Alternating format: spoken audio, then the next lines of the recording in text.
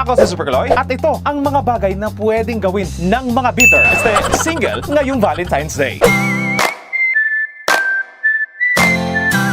Number 1, i-treat ang sarili. Kumain sa labas. Mag-movie marathon sa bahay with family and friends. Na syempre, single din. At saka matulog lang sa araw na yun. Number 2, dapat maging excited din sa Valentine's Day. Dahil ito ang bispiras ng payday. Tandaan mo, mayaman ka kinabukasan. Kung hindi ka lang din, tambay. Number 3, at kung lalabas man, pwedeng magmasid ng mga magsing iro na maghaharutan sa daan. Tapos mang backstab ka ngayon. Kung sinong maswerte sa magjowa. Yung ang ganda lang ng babae. Tapos yung lalaki, parang ewan. So ang swerte ni boy kay girl. Number 4, magbisi-bisihan ka sa Valentine's. Ilista mo lahat ng accomplishments mo sa buhay. Yung anong rank ka na sa Mobile Legends o sa kung anong paborito mong online game. Yung ilan na ba yung social media friends mo na hindi nakikipag-chat sa'yo. Yung ilang stock ka na sa mga crush mo. At marami pang iba. Makikita at malalaman mo hindi ka pala talaga loser. Wala lang talagang may gusto sa'yo. Number 5, at dahil marami yung bibili ng flowers, chocolates at stuffed toys, magbenta ka ngayon. Pagkakitaan mo ang araw ng mga puso. Kikita ka na. Maiinggit ka pa. Number 6, huwag masyadong bitter pag nakakita ka ng mga may bitbit na bulaklak. Isipin mo na lang, undas ngayon. Number 7, at since kinakarir mo na rin lang ang pagiging bitter mo, mag-book ka ng maaga sa lahat ng mga hotels at restaurants na pwedeng puntahan ng mga magjowa. Wala na sila ngayong pwedeng pagdatean kasi ni-reserve mo na lahat sa Valentine's. Number 8, pwede rin pumunta ka sa kahit anong simbahan o kumbento. At syempre, magdasal. Kung hindi man yung panalangin na para sa taong nakalaan sa'yo,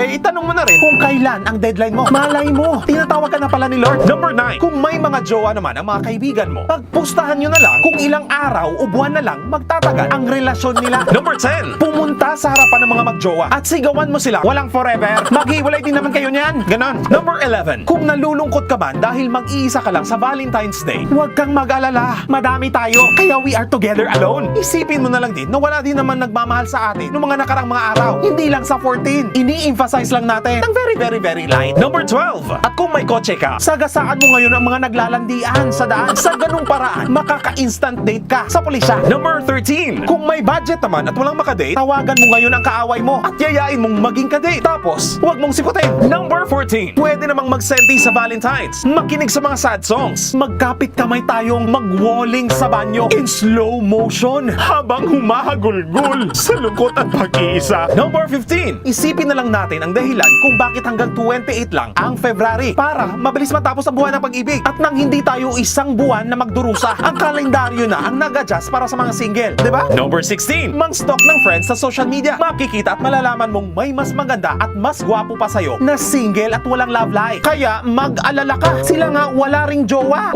Paano na tayong hindi naman kaaya-aya? In short, pangit. Number 17, pansamantalang magnilay-nilay ka at mag-me time. Tapos ulit-uliting banggitin hanggang mag-sink in. Ang mga katagang, maring single ako ngayon. Matagal na naghihintay. Pero malay nyo, bukas makalawa, wala pa ring jowa. Number 18, halikan ng lalaki o babaeng makasalubong sa daan na may bit-bit na jowa at sabihin, bakit hindi ka tumawag, babe? Tatlo na kayo ngayong single. Number 19, para malibang ka naman sa Valentine's at mawala sa isip mo na wala kang jowa, bilangin mo ngayon kung ilang buti lang bigas meron kayo. Problemahin mo kung bakit ang tataas ng bilihin ngayon. Pwede ring maglista ng mga politikong hindi mo iboboto sa Mayo. Number 20, ilista ang mga pangalan ng ex mong pangit ang jowa. Ang tanong, kung nagka-ex ka na rin ba? Number 21, pwede namang maging chaperon o third wheel sa araw ng mga puso. Kasama ka na sa date, may libre ka pang chibog. Number 22, magsulat ng love story ng buhay mo. Buksan mo ngayon ang imahinasyon mo. Diyan ka naman magaling, di ba? Ang mag-imagine. Sulatan mo rin ang sarili ng love letter. At least mararamdaman mong mahal mo pala ang sarili mo. Love yourself, ika nga. Number 23, mag-photo bomb sa mga couples na nagse-selfie at mambulabog ka ngayon at sumigaw ng ilabas yung jowa ko.